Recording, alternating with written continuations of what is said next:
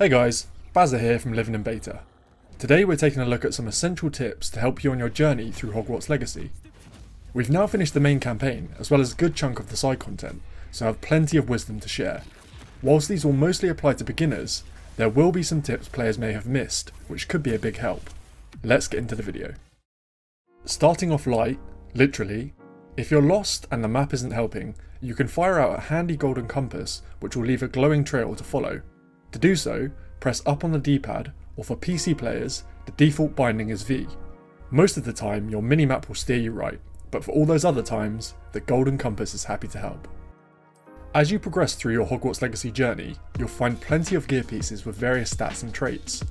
Our advice is to use the maximum level gear you have available and sell the rest. You'll have relatively few inventory spaces for gear when you begin. On top of that, as soon as you've collected a piece of gear, you're free to sell it, as the Transmog option will be present regardless of whether you currently own that piece of gear or not. This will allow you to build up a decent level of gold whilst ensuring you have the maximum stats available to you. To access the Transmog feature, go into your character screen and hover over a piece of gear. You'll see a button prompt to enter the Transmog menu. Eventually, you'll gain access to a magical loom which can be used to further customise gear in the form of increased stats as well as specific traits. Linking nicely with our previous tip, even with selling gear, you'll eventually get tired of how limiting your starting inventory is. Enter Merlin trials. These are found around the overworld, marked by a leaf icon, and can be accessed and completed after finishing the 13th quest in the main campaign. You'll need Mallowsweet leaves to activate the trials, which can be bought or grown. Given you have access to a herbology station and have bought the seeds from the magic neep in Hogsmeade. Each trial requires a certain mini-puzzle to be completed.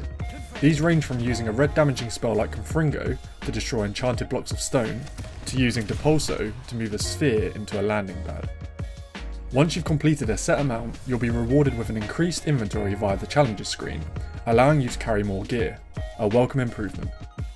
Once you reach level 5, you'll gain access to talent trees. These allow you to hone your skills in one of 5 categories: Core, Dark Arts, Spells, Stealth, or Room of Requirement. This can be a little overwhelming at first, especially considering the game mentions you'll have a limited number of talent points. This exact number is 36. Our recommendations for initial talent pickups are Core, Spell Knowledge 1, which provides an extra spell set allowing you to switch quickly between 2 sets consisting of 4 spells each. Swift, an improved dodge that allows for quick traversal around the battlefield while also looking pretty badass. Ancient Magic Throw, allowing you to catch and throw an enemy's weapon after you've disarmed them with Expelliarmus.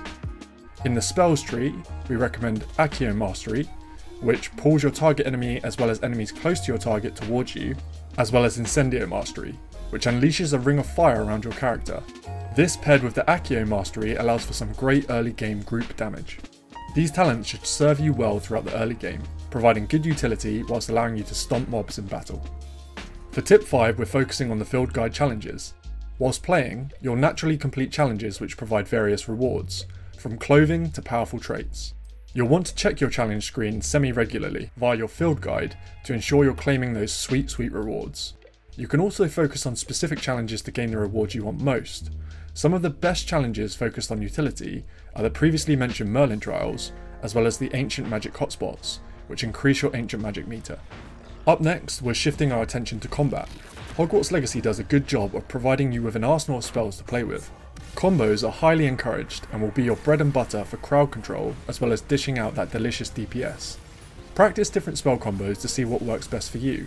For example, you could start off the fight with a couple of basic attacks, use Expelliarmus and follow up with Ancient Magic Throw before finishing up with Accio and Incendio. When utilised correctly, you'll be dodging and weaving whilst inflicting some serious pain on your enemies. The combat system is free-flowing and works best when you utilise all that's on offer. Certain spells will also have different effects depending on when they're used.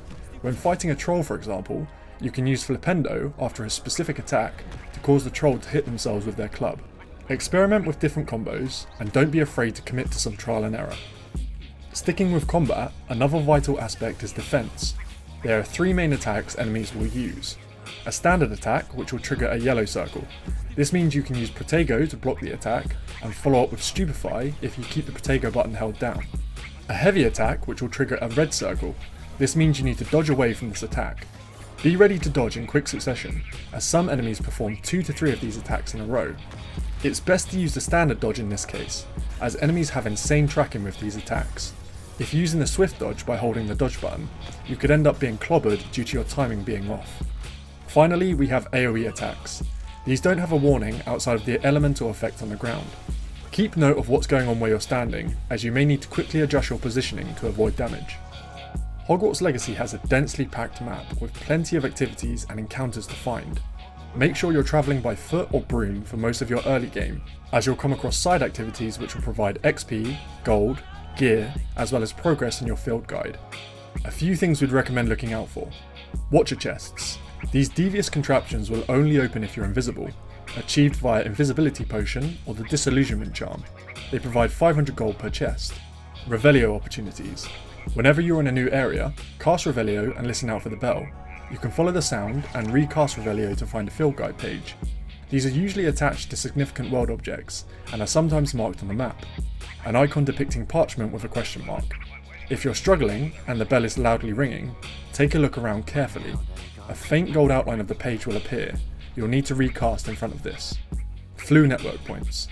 As you explore the world, you'll come across Floo network access points. These are especially handy when you need to get to a previously visited area quickly. Be sure to walk close enough to activate them. Once you progress to the point of having access to the Room of Requirement, you'll want to purchase the Hopping Pot blueprint. Whilst expensive at 3,000 gold, this is a great investment. Hopping pots can be placed in your Room of Requirement and periodically produce random potions.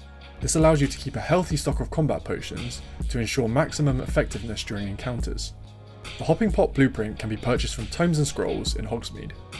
To finish up, we have a small but extremely useful tip. Before entering a crouch walking section, you can use the enhanced dodge, or normal dodge, to zoom through a large portion, if not the whole section. This makes use of your wizarding prowess to make exploration much more efficient. Who doesn't love skipping laborious forced walking sections? That's been our top 10 tips for Hogwarts Legacy. Let us know in the comments which tip you found most useful, as well as any useful info we may have missed out on. If you enjoyed the video, make sure to drop us a like and subscribe for more content like this. As always, I'll catch you in the next one.